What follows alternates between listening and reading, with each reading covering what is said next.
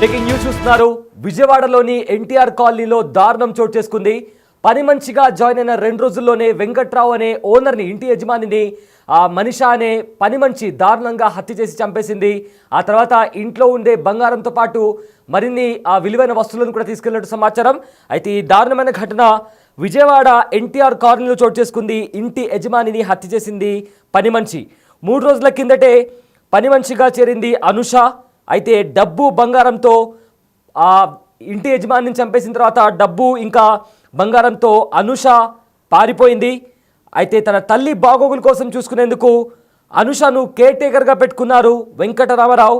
నిన్న అర్ధరాత్రి కొడుకు గదిలో లైట్లు ఆన్ చేసి ఉండడం చూసిన తల్లి లోపలికి వెళ్ళి చూస్తే అక్కడ తన కొడుకు మంచం పైన అన్కాన్షియస్గా పడిపోయి ఉన్నారు.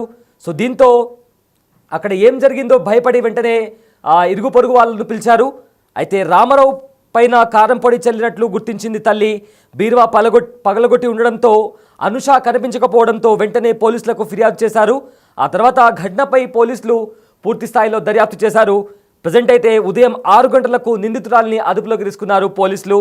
రైట్, మరి ఇదే అంశానికి సంబంధించిన పూర్తి డీటెయిల్స్ అందించడానికి మా ప్రతినిధి సాహిత్య లైవ్లో జాయిన్ అవుతున్నారు. ఎస్ సాహిత్య, విజయవాడలోని ఎన్టీఆర్ కాలనీలో ఒక దారుణ హత్య చోటు చేసుకుంది. పని మనిషి ఏకంగా యజమానిని చంపేసి అక్కడ ఉండే డబ్బులు అదే రకంగా బంగారం కూడా దోచుకెళ్ళినట్టు తెలుస్తుంది. సో ఏంటి ఈ ఘటనకు సంబంధించిన పూర్తి అప్డేట్స్ ఏంటి సాహిత్య?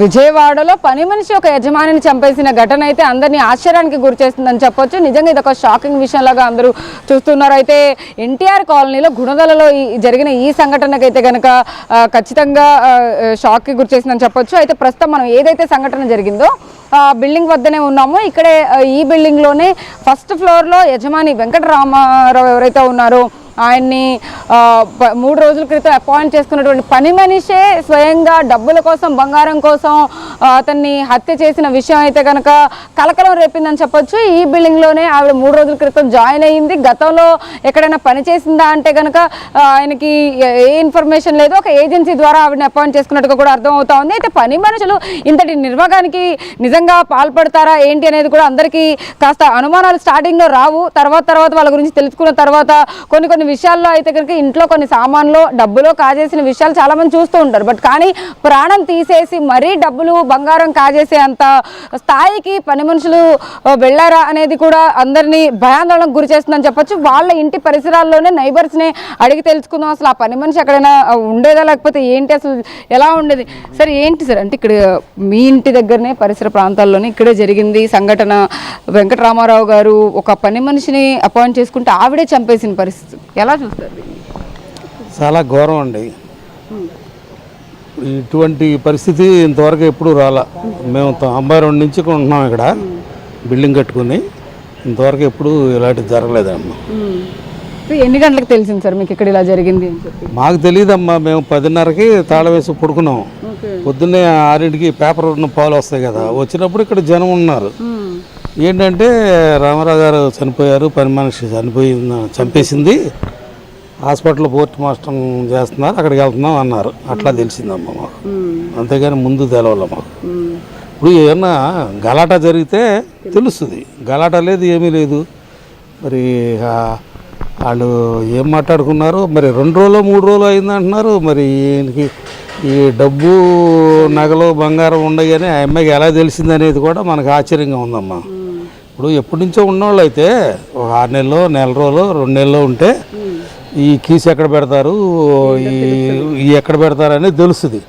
కానీ ఇది ఆశ్చర్యంగా ఉంది. వచ్చేది 3 రోజుల్లోనే ఇలా జరగటం చాలా బాధగా ఉందమ్మా. ఇంట్లో ఎవరెవరు ఉంటారండి? అంటే రామారావు గారితో పాటు వాళ్ళ అమ్మగారు ఉంటారని? వాళ్ళ అమ్మగారే మెయిన్ అమ్మా.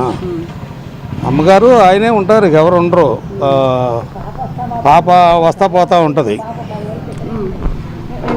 అమ్మాయి ఇక్కడే ఉంది. మన ఏకాదశి నాడు కూడా నాకు పేలాపిని పంపించింది అనమాట. పంపించింది అనమాట. అదేంటి పిల్ల అప్పుడప్పుడు వస్తా పోతా ఉంటుంది అనమాట. పిల్ల బాబు వస్తా పోతా ఉంటారు. వాళ్ళ ఉద్యోగాలు వాళ్ళకి వస్తూ ఉన్నాయి కదా. అంటే హైదరాబాద్ నుంచి పాప ఎప్పుడు వస్తూనే ఉంటుంది, ఉంటానే ఉంటారు అందరూ. ఇట్లా జరుగుతుంది అనుకోలేదమ్మా. చాలా ఘోరం అసలు. పొద్దున్న నుంచి మనసులో లేదు. రామారావు గారు చచ్చిపోవడం ఏంటి, పోస్ట్ మార్టం తీసుకెళ్తున్నారంటే కూడా నాకు కొంచెం మనిషిని, వాళ్ళ అమ్మగారు 90 ఏళ్ళు వచ్చిన మనిషి, ఆవిడ శుభ్రంగా ఉంటే ఇప్పుడు ఆవిడకి ఏంటి పరిస్థితి అనేది పొద్దున్న నుంచి నాకైతే ఎంత దిగులుగా ఉందో. మాట్లాడుతుండే వాళ్ళ అమ్మగారు ఎప్పుడైనా మీతో? లోకల్ మాట్లాడేది ఇప్పుడు ఎక్కడ కిందకి రావట్లేదుగా, కిందకి రావట్లేదుగా, అక్కడే ఉంటారుగా, పైన ఉంటారుగా. ఎప్పుడన్నా ఏదైనా ఉంటే ప్రదర్శనకి వెళ్తే ఏదైనా కార్యక్రమం జరిగిన ప్రదర్శన మా అమ్మ బాగున్నాను, అదే బాగా. అంటే ఈ పని మనుషుల్ని పెట్టుకోవడంలో కూడా అంటే వాళ్ళు ఏమన్నా ఆలోచించకుండా ఏమైనా చేసి ఉంటారా, లేకపోతే ఎట్లా? 3 రోజులు అయిందనేసరికి కొంచెం అనిపిస్తుంది. మరి 3 రోజులు అయింది. అంతకుముందు ఒక అమ్మాయి ఉండేది, చాలా 5-6 ఏళ్ళు ఉంది ఒక అమ్మాయి. ఈ అమ్మాయి ఎవరి కాళ్ళే, ఆ అమ్మాయి లోటుపాట్లే ఉన్నాయి, ఏ లోటుపాట్లే ఉంటాయి కదా, తప్పదు కదా ఇక అదనమాట. ఇప్పుడు ఒక ఇంట్లో మనుషులే ఉంటాం కదా ఒకరికొకరు. అట్లాగే మరి ఇక అమ్మాయి వెళ్ళిపోయిందంటే, అమ్మాయి వెళ్ళిపోయినాక 2-3-4 మారారు. అసలు ఒక అమ్మాయి మోటార్ సైకిల్ మీద వచ్చి దింపుతూ ఉండేవాడు, ఒక అబ్బాయి వచ్చి. ఇంతలోకి ఈ అమ్మాయి ఇప్పుడు వచ్చిందో నాకు అర్థం కాల. అంతకుముందు వేరే పని మనిషి కూడా ఉండేది, అంతకుముందు వేరే ఉండేది అన్నమాట. అమ్మాయి రేతి పూట ఉండటం కోసం ఆయన చెప్తున్నారు. చెప్పండి అండి. వేరే అమ్మాయి 5-6 సంవత్సరాలు చేసింది. చేస్తే మరి ఎక్కడ తేడా వచ్చిందో, దేనికి తేడా వచ్చిందో తెలియదు. ఆ అమ్మాయి మానేసినాక చాలామంది మారారు, 5-6 పైనే మారారని మా. మరి ఈ అమ్మాయి అసలు మేము కూర్చోండి కూడా చూడాలి. మామూలుగా పని మనుషులకి ఎంతెంత జీతం ఇస్తుంటారండి, అంటే పనులను బట్టి అమ్మా. ఇప్పుడు 2 బెడ్రూమ్ ఉందనుకోండి, ఇల్లు రెగ్యులర్గా తుడవాలి కదా, అలాంటప్పుడు 2000, 2500, 3 బెడ్రూమ్ అయితే 3000 అలా ఇస్తారు. అది మామూలుగా ఇప్పుడు మేము ఏం చేస్తామంటే బొచ్చుల వరకు తెచ్చుకుంటాం, 15 రూపాయలు ఇస్తాం. ఈ మిగిలిన పని అంతా ఆమె చేసుకుంటుంది. అట్లా అమ్మ మీరు చెప్పండి, అంటే గతంలో ఎప్పుడైనా వేరే పని మనుషులను కానీ అంటే తెలిసిన పని మనుషులను ఎవరైనా పెట్టుకున్నారో వాళ్ళు? అంటే ఇప్పుడు 5-6 మారారు అంటున్నారు కదా. ఒక ఉల్లిపాయ అబ్బాయి భార్య వచ్చేసి పెట్టింది పాపం.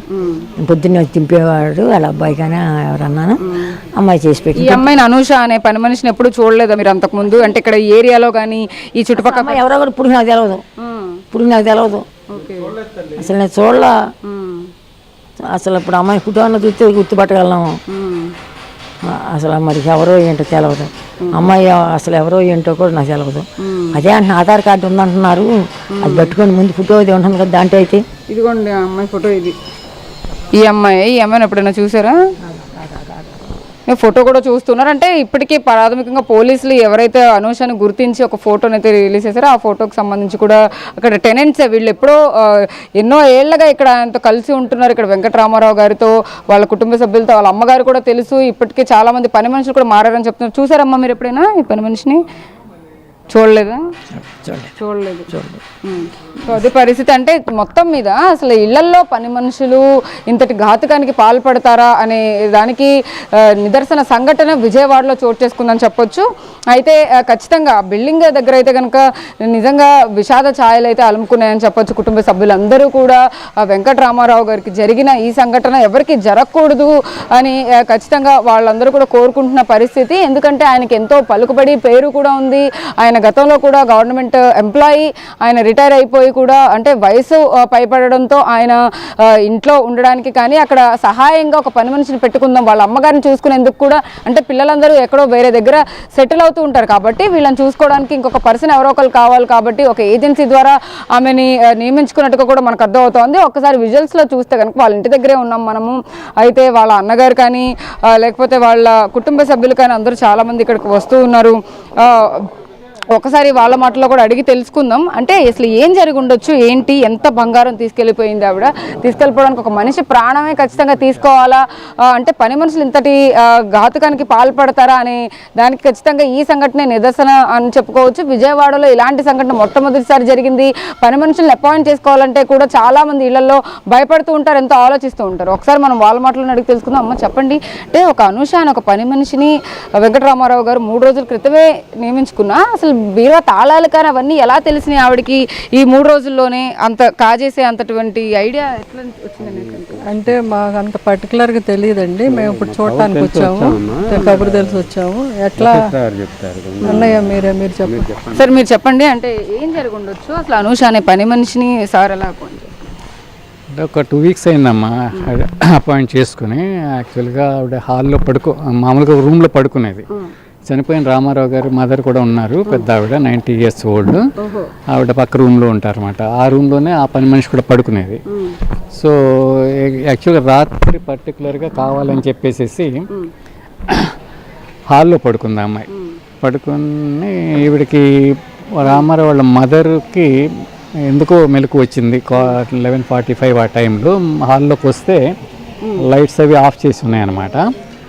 సో లైట్స్ ఆన్ చేసుకుని చూస్తే వెనకాల తలుపు తీసి ఉండటం గమనించింది ఆవిడ. సరే ఏంటి వెనకాల తలుపు తీసి ఉంది, వేయమని చెబుదామని చెప్పేసి ఈ రామారావు గారి రూమ్లోకి రావటం జరిగింది. రామారావు గారి రూమ్లోకి వస్తే ఆయన అప్పటికే అన్కాన్షియస్గా పడి ఉండటము. అంటే ఆయన తాళాలు అన్ని కూడా అంటే చాలా భద్రంగా పెట్టుకుంటారు, ఎవరైనా డబ్బులు ఉన్నది కానీ బంగారం ఉన్న బీరువా తాళాలన్నీ కూడా, కానీ అంత ఈజీగా ఆవిడ ఎలా తీసుకోగలరు? ఈజీగా అంటే ఆవిడ గమనించి ఉంటుంది, అంతకు ముందు నుంచే ఆయన ఎక్కడ పెడుతున్నాడు, ఏం చేస్తున్నాడు ఇవన్నీ గమనించే ఉంటుంది అనమాట.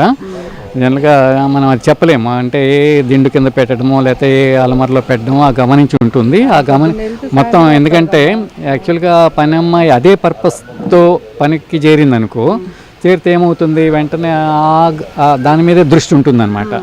సో అట్లా గమనించి ఉండొచ్చు. సో అట్లా తీసుకుని సో ఇంకెవరి హెల్ప్తోనో ఇదే ఈవిడ చూడడము, ఈవిడ పక్క ఇంటి వాళ్ళని అలర్ట్ చేయటము జరిగింది. వెంటనే పోలీసులకి 100 ఫోన్ చేశాము. వాళ్ళు వచ్చి ఇన్వెస్టిగేషన్ అది స్టార్ట్ చేశారు. అది అంటే ఓన్లీ బంగారం డబ్బులేనా, ఇంకా విలువైన వస్తువులు ఏమైనా ఆవిడ తీసుకుని పోయినట్టుగా మనకు సమాచారం లేదు. డబ్బులు మాత్రమే పోయినాయి అని ఎంత అనుకుంటున్నాం. డబ్బులు పోయినాయండి సుమారుగా ఒక 90,000. మేము చిన్న అమౌంట్కి ప్రాణం పోయిందని చెప్పేసి మేము చాలా బాధపడుతున్నాం యాక్చువల్గా. యా అంటే బంగారం కూడా తీసుకెళ్ళింది, అది దాదాపు 5 లక్షలు 10 లక్షల దాకా ఉంటుందని అనేసి అంటున్నారు. అదంతా లేదమ్మా, అట్లాంటి ఏమీ పిల్లలు చెప్పాలి. పిల్లలు హైదరాబాద్లో ఒకరు ఉంటారు, ఒకరు బెంగళూరులో ఉంటారు. సో అది టైం చెన్నైలో ఉంటారు బాబాళ్ళు.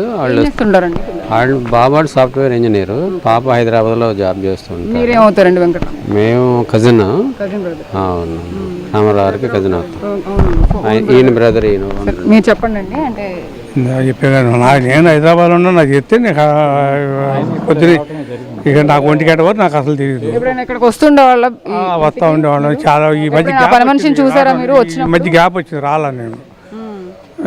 నాకు కూడా కొంచెం నీరసంగాను, కాళ్ళు నొప్పులు, షుగర్ ఉండి నేను రాలా, ఇంటికా నుంచి రావట్లా, బయటికి రావట్లా. నాకు 70 దాటిపోయింది వయసు, అందుకని బయటికి రావట్లా. అప్పుడు మా అమ్మ చూస్తానికి వచ్చేవాడిని. చూసి ఎవరైనా పని మనిషి కనపడడం కానీ ఇలాగ? ఈ అమ్మాయిని ఇప్పుడు చూడలే నేను. అంతకుముందు ఎప్పుడో ఒక అమ్మాయి, అంతకుముందు ఎప్పుడో అమ్మాయి పేరు ఏదో కూడా ఉంది నాకు పేరు, అమ్మాయి పేరు కూడా ఈ అమ్మాయి నీ పేరు ఏంటమ్మా, ఇవి ఏంటమ్మా ఏంటి అని కూడా ఇప్పుడు ఎవరిని అడగను. వస్తాను, మా అమ్మ దగ్గర గజా కూర్చుంటాను, మాట్లాడతాను. మా అబ్బాయి వచ్చాడమ్మా, కొంచెం మా అబ్బాయికి టీ పెట్టమ్మా ఇవి అంటాను. నేను అమ్మాయి నేను టీ లాగనమ్మా, షుగర్ పెరుగుతుంది నాకు వద్దమ్మా, ఏం వద్దు టీ కూడా వద్దు నాకు ఏం వద్దు అన్నా. షుగర్ లేకుండా పెట్టాను అనేది నాకు వద్దమ్మా అని ఊరుకుండమ్మా అనేవాడిని. ఎప్పుడు చూడాలి నేను అమ్మాయిని, రాలా నేను. చూడొచ్చు అంటే ఆ పని మనిషిని కూడా ఎప్పుడు చూసిన పరిస్థితి ఏమీ లేదు. కానీ అంతకుముందు ఎప్పుడైనా వాళ్ళ అమ్మగారిని చూసేందుకు వచ్చిన సమయాల్లో అయితే కనుక వేరే పని మనిషి ఉన్న పరిస్థితులు కూడా ఆయన చెప్తూ ఉన్నారు. అయితే ఏదైతే ఇంటి దగ్గర సంఘటన చోటు చేసుకుందో అందరూ కూడా ఇక్కడికి వచ్చి అంటే ఆ పని మనిషి గురించి మాట్లాడుతున్న పరిస్థితుల్లో ఖచ్చితంగా అంటే ఆ బీరువా తాళాలు కానీ ఏదైనా కానీ గతం నుంచి ఆవిడ చూసి గమనించి దాని మీద ఆ డబ్బు మీద కానీ ఆ బంగారం మీద కానీ కన్నేసి వెంకటరామారావు గారిని ఖచ్చితంగా ప్లాన్ ప్రకారమే ఇంకొక మనిషితో సహాయంతో అయితే కనుక దిండుతో గట్టిగా ముఖం మీద నొక్కేసి ఊపిరాడకుండా చేసి చంపేసిన ఘటన అయితే ఉంది. ఆ ఆనవాళ్ళు కూడా ఎక్కడ కనపడకుండా చాలా చాకచక్యంగా అక్కడంతా కారం అంతా కూడా చెల్లేసిన పరిస్థితిని చూసి పోలీసులే నిజంగా షాక్కి గురయ్యారని చెప్పొచ్చు. ఆ సంఘటన మొత్తాన్ని కూడా వాళ్ళు రికార్డ్ చేసుకుని వాళ్ళ స్టేట్మెంట్ని కూడా తీసుకున్నారు కుటుంబ సభ్యులది. అక్కడ నుంచి కూడా ఆ స్టేట్మెంట్ ఆధారంగా అయితే కనుక దర్యాప్తు చేస్తూ ఉన్నారు. ఇప్పటికే ఆ పని మనిషిని కూడా అదుపులోకి తీసుకున్నట్టుగా కూడా సమాచారం అంతా ఉంది. కాబట్టి ఖచ్చితంగా అసలు ఏం జరుగుంటుంది ఏంటి, ఆవిడకి ఎవరైనా చెప్పి చేయించారా, ఆవిడ సొంతగా వచ్చిన ఆలోచన డబ్బుల కోసమే ఇంతటి అఘాయిత్యానికి పాల్పడిందా అనే విషయాలను కూడా పోలీసులు అయితే దర్యాప్తులో తేల్చే అవకాశం అయితే కనపడతా ఉంది. అయితే పని మనుషుల్ని ఖచ్చితంగా అపాయింట్ చేసుకునే ముందు అందరూ జాగ్రత్తగా అయితే కనుక ముందు వెనక అసలు వాళ్ళు ఏంటి, ఎక్కడి నుంచి వస్తారు, ఎంతవరకు పనిచేస్తారో, గతంలో ఏమైనా పనిచేసిన ఎక్స్పీరియన్స్ ఏమైనా ఉందా అనేది అయితే ఖచ్చితంగా అందరూ చూసుకోవాల్సిన పరిస్థితి ఖచ్చితంగా ఉంటుంది. ఎందుకంటే ఇలాంటి సంఘటనలు మళ్ళీ జరగకుండా ఉండేందుకు అయితే కనుక అందరూ తగిన చర్యలు తీసుకోవాలి. దీని గురించి కూడా అంటే పని మనుషుల్ని ఏదో ఆ టైంకి మనకి అవసరం కదా అని చెప్పి చేసుకోవడం కన్నా కూడా ముందుగానే మనకి ఎలాంటి ప్రమాదం జరగకుండా కానీ లేకపోతే ఇలాంటి సంఘటనలు జరగకుండా అయితే కనుక ముందు జాగ్రత్తగా వాళ్ళ గురించి ప్రాథమిక సమాచారాన్ని అయితే తీసుకొని పని మనుషుల్ని అపాయింట్ చేసుకోవాల్సిందిగా పోలీసులు కూడా చెప్తూ ఉన్నారు ప్రజలకి. అయితే విజయవాడ నడిబొడ్డులో ఉన్నటువంటి గుణదల ఏరియాలో ఎన్టీఆర్ కాలనీ ఇదంతా చాలా క్లాసీగా ఉంటుంది. ఏరియా అంతా కూడా అందరూ ఓన్ హౌసెస్లో కూడా వాళ్ళందరూ నివసిస్తూ ఉంటారు. చాలామంది వాళ్ళ పిల్లలందరూ కూడా హైదరాబాదుల్లో వేరే వేరే చోట సెటిల్ అయిపోయిన పరిస్థితుల్లో అయితే కనుక ఇక్కడ ఒంటరిగా జీవితాన్ని వాళ్ళు స్పెండ్ చేస్తున్న టైంలో ఎక్కడైతే వాళ్ళ అమ్మగారికి కూడా హెల్త్ బాగోలేదు కాబట్టి ఆయనని ఖచ్చితంగా టార్గెట్ చేసి ఉంటారా అనే అనుమానాలు కూడా వ్యక్తం అవుతూ ఉన్నాయి. ఇటు వెంకటరామారావు గారు కూడా ఒక్కళ్ళే ఉంటున్నారు కాబట్టి వాళ్ళ అమ్మగారిని చూసుకునేందుకు ఈ పని మనిషిని అయితే కనుక అపాయింట్ చేసుకున్నట్టుగా కూడా మనకు సమాచారం అంతా ఉంది. అయితే మిగిలిన పని మనుషులు కానీ లేకపోతే ఈ ఏరియాలో ఎవరెవరైతే పని చేస్తూ ఉంటారో వాళ్ళని కూడా అడిగి తెలుసుకుంటూ ఉన్నారు. ఈ అమ్మాయికి వాళ్ళకి అంటే పని మనుషులు చాలా మంది వర్క్ చేస్తున్న మెయిట్స్ అందరికీ కూడా ఒక కనెక్షన్ ఉంటుంది కాబట్టి వాళ్ళకి ఈవిడేమైనా తెలుసా లేకపోతే ఈవిడ అంతకుముందు గతంలో ఎక్కడెక్కడ ఏమేమి పనులు చేసేదనే విషయాలపైన కూడా మిగిలిన మెయిట్స్ని కూడా అడిగే ప్రయత్నం అయితే పోలీసులు చేస్తూ ఉన్నారు. అదేవిధంగా ఇదే బిల్డింగ్లో కింద టెనెంట్స్గా కూడా ఉంటూ ఉంటారు కాబట్టి వాళ్ళ ఇంట్లోనే వాళ్ళని కూడా ప్రాథమికంగా అడుగుతూ ఉన్నారు. అంటే గతంలో అంతకుముందు ఈ ఏరియాలో ఎక్కడైనా కనపడిందా లేకపోతే ఇప్పుడు మనం ఆల్రెడీ వేరే నైబర్స్తో కూడా మాట్లాడిన పరిస్థితి ఉంది. ఆ అమ్మాయిని ఎక్కడ కూడా చూసిన దాఖలాలు లేవని కూడా చెప్తూ ఉన్నారు. అలాంటి పని మనుషులు ఎక్కడైనా అనుమానాస్పదంగా ఉన్నప్పటికీ కూడా వాళ్ళు ఖచ్చితంగా పోలీసులను కానీ లేకపోతే దగ్గరున్న వాళ్ళకి కానీ సమాచారం అందించి వెంటనే వాళ్ళని పట్టుకొని వాళ్ళకి అక్కడే ఏదైనా కానీ అంటే దానికి సంబంధించి కూడా ఒక కౌన్సిలింగో లేకపోతే వాళ్ళని పోలీసులకు పట్టించే విధంగా కానీ ఖచ్చితంగా చర్యలు తీసుకోవాల్సిందిగా కూడా ఎవరైతే ఓనర్స్ ఉంటారో వాళ్ళందరికీ పోలీసులు అయితే కనుక చెప్తున్న పరిస్థితి అయితే ఉంది. దీనికి సంబంధించి పూర్తి వివరాలను ఇంకా పోలీసులు అయితే సేకరిస్తూ ఉన్నారు. ఆ పని మనిషి ఎక్కడి నుంచి వచ్చింది ఏంటి అనే విషయాలపైన కూడా దర్యాప్తు చేస్తూ ఉన్నారు. ఆమె గతంలో ఏమైనా ఇలాంటి కేసులు అంటే ఇలాంటి సంఘటనలు జరిగిన దాఖలాలు ఏమైనా ఉన్నాయా అనే విషయాలపైన కూడా ఇంకా దర్యాప్తు చేస్తున్నారు. ఆమెతో ఉన్న వ్యక్తి ఎవరు అనే విషయాన్ని అయితే కనుక పోలీసులు ఇంకా దాని గురించి సమాచారం ఇవ్వాల్సిన పరిస్థితి కనపడుతుందని చెప్పొచ్చు.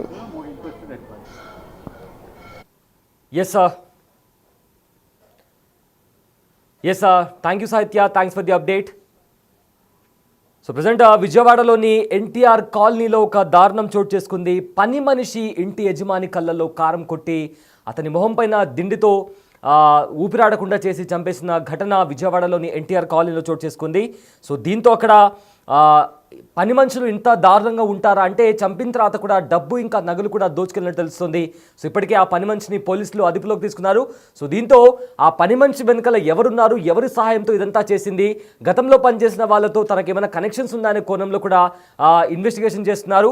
అయితే ఫర్దర్గా పోలీసులు అయితే మీరు పని మనుషులను పనిలో పెట్టుకునే ముందు వాళ్ళ ఆధార్ కార్డ్ మిగతా వెరిఫికేషన్ అంతా చేసుకొని వాళ్ళకు సంబంధించినంత డేటా సేకరించుకున్న తర్వాతనే వాళ్ళు పనిలో పెట్టుకోవాలి అండ్ జాగ్రత్తగా ఉండాలంటూ కూడా ఇప్పటికే పోలీసులు కూడా హెచ్చరిస్తున్నారు.